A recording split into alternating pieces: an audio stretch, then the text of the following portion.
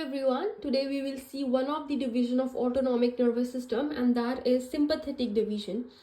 And autonomic nervous system itself is one of the component of peripheral nervous system that regulates involuntary processes in the body, including heart rate, blood pressure, digestion, respiration, etc.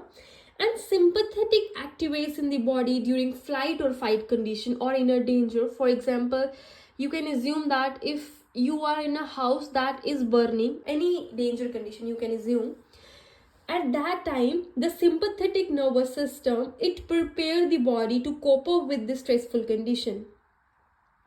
So before knowing how sympathetic system work in the body through neurotransmitter, we will see what structure makes a sympathetic system. One is center of sympathetic system, that where the sympathetic division fibers lies. Next one is its neurons. Third one is ganglia. So the center of sympathetic fiber lies in the thoracic segment of spinal cord towards the lumbar region.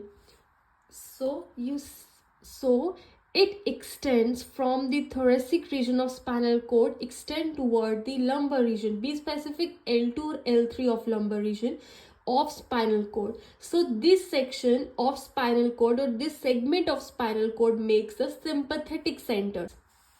Next one is its neuron. So it's divided into two neurons. One is preganglionic neuron, another one is postganglionic neuron. The structure in a red is pre, whereas the structure in a green is a postganglionic fiber. But the preganglionic extend from this spinal cord towards this ganglia, where the postganglionic fibers start from the ganglia and extend or reach to the target organ. And third one is ganglia. There are two types of ganglia. One is paravertebral ganglia, another one is prevertebral ganglia. So paravertebral means the ganglia present in a sympathetic trunk or the ganglia present closer to the spinal cord, and this paravertebral ganglia present on both the side of the spinal cord. So this is a spinal cord, and the same paravertebral ganglia present on both the side of spinal cord here also, which I have not drawn. So the next one is prevertebral ganglia. The structure in a blue, 1, 2, 3 are the prevertebral ganglia. These ganglia lies closer to the target organ but far from the spinal cord. And these are the celiac ganglia, superior mesenteric ganglia and inferior mesenteric ganglia. So I want to repeat it once again, that the first one is center. So it lies in a thoracic region of the spinal cord, extend toward the lumbar region of the spinal cord, so known as a thoraco division of the sympathetic. So the sympathetic fiber lies in this segment of the spinal cord. Next one is neuron, preganglionic neuron and the postganglionic neuron. Another one is ganglia, paravertebral ganglia, which lies in the sympathetic trunk and closer to the spinal cord, whereas the prevertebral ganglia, which is like closer to the target organ, whereas far from the spinal cord. These are the three number: celiac ganglia, superior mesenteric ganglia or inferior mesenteric ganglia. These three are prevertebral ganglia, and the ganglia present in sympathetic trunk is paravertebral ganglia. And now we will see how many paths are took by the axon to travel or reach towards the target organ. These are the cross section of spinal cord, and the structure in a yellow is a white matter. This is a white matter. The structure in a pink is a gray matter. But before that, this is the interior portion, this is the posterior portion, and the structure towards the interior is the interior horn. The structure towards the posterior is the posterior horn, and the in between of interior and posterior is the lateral horn. I want to repeat it once again because I know it's a bit complicated. The structure in a yellow, this is the white matter, pink is the gray matter, central is the central canal. This is the interior portion, or this is the posterior portion of the spinal cord. The structure in a pink and towards the interior, it's the interior horn, and the structure in a pink towards a posterior is a posterior horn, and this in a center is the lateral horn. and the extension of this interior horn is the ventral root, and the extension of a posterior horn is the dorsal root, and the extension of a dorsal root is the dorsal ganglia. This is the sympathetic chain where the sympathetic ganglia lie, or paravertebral ganglia. So this is a spinal nerve. So, and this one is a white ramus, this is a gray ramus. White ramus, the white ramus unite the preganglionic fiber to the sympathetic, whereas the gray ramus the postganglionic fiber to the spinal nerve. Now you assume that you are in a danger condition, and already the sensory sensation taken up by the CNS. Now the CNS send a motor signal down towards the spinal cord and enter into or activates this preganglionic fiber or preganglionic cell bodies that are present in a lateral horn. So it activates the preganglionic cell bodies present in a lateral horn, and they enter into this interior horn and they exit the spinal cord through a ventral root. So axon exit the spinal cord, enter into this ventral root. They are going towards this ganglia through a white ramus because they are myelinated, so they enter into a white ramus.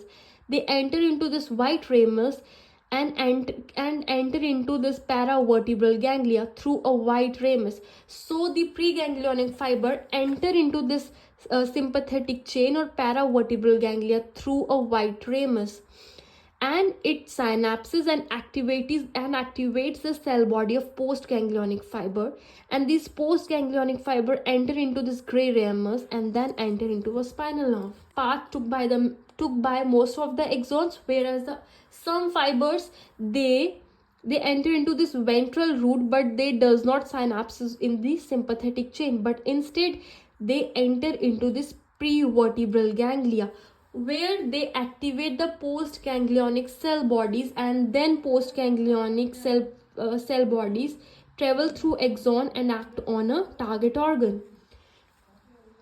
And some fibers enter into this ventral root, and through a white ramus they enter into this ganglia, ascend upward or either descend downward, and enter into some another ganglia. Of the axon travel in this way, where they form a synapses in the ganglia, paravertebral ganglia, but some they does not form a synapses in the paravertebral ganglia but enter into this prevertebral ganglia, which lie closer to the target but far from the spinal cord. Some does not form a synapses, but some fibers, preganglionic fibers, descends upward or either descends downward, enter into some another ganglia. Now we will see that how the action took place. So the action take place through a neurotransmitter. Let me do this thing. So this is a spinal cord. This is a segment of spinal cord. Preganglionic fiber travel, and they enter into this synapses. They enter into this ganglia, paravertebral ganglia or sympathetic chain, where they release one neurotransmitter, that is the acetylcholine. So the acetylcholine act on a nicotinic receptor present on postganglionic cell body fiber. So this is a chemical which is released by this preganglionic fiber over here. So these so the chemical which is acetylcholine, which is released over here by the preganglionic fiber, this chemical act on the receptor present on this postganglionic fiber. Through that, this postganglionic fiber activates, so it travel and does it function. Next one is, so the postganglionic fiber further reach towards the target organ, where it further release one neurotransmitter, that is a norepinephrine, act on adrenergic receptor present on the target organ. So this green fiber, which is a postganglionic fiber, further came downwards to the target organ, where this fiber release one neurotransmitter, that is norepinephrine, and the adrenergic receptors present on the target organ. So this chemical act on the receptor which is present on the target organ, and then they perform an action. I want to repeat it once again, that the action took place by the neurotransmitters, which are two types. One is acetylcholine, another one is norepinephrine. So acetylcholine is a neurotransmitter that is released by a preganglionic fiber. All the preganglionic fiber release acetylcholine, whether it is a sympathetic or a parasympathetic. So acetylcholine is a chemical which is released by preganglionic fiber. So this chemical act on this postganglionic fiber through their receptor. So this is a chemical. There are certain receptor over this chemical react with this receptor, or they fit together. So when they fit together, this postganglionic fiber get activates. So it's their axon travels towards the target organ. So when it reaches towards the target organ, it further releases, it's a neurotransmitter, that is epinephrine, which further is a chemical, and this chemical act on the adrenergic receptor which is present on the target organ. So this chemical react on the receptor present on this target, which is adrenergic receptor. So this neuroepinephrine act on the adrenergic receptor present on this target and perform its action. And during sympathetic, as we know, whenever there is a danger condition, what exactly happens in the body? The pupil dilates. On the heart there is a increased rate of heart rate, and there is a more force of contraction. On lungs, it mainly dilate the bronchioles, so more air goes into it. And on stomach, but sympathetic system, it does both. It stimulate also, and it does inhibit certain organ, like it having an inhibitory effect on the stomach as well as intestine. It inhibit their secretion, and it increases the blood flow. There is one important thing which I have missed, that on adrenal gland, it's an exceptional that only through a preganglionic fiber it get activates, no postganglionic fibers required.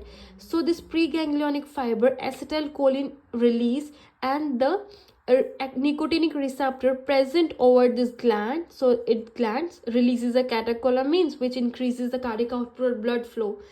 So adrenal gland is an exceptional that it activates through only a preganglionic fiber. Thank you everyone. I hope this topic gets clear to you.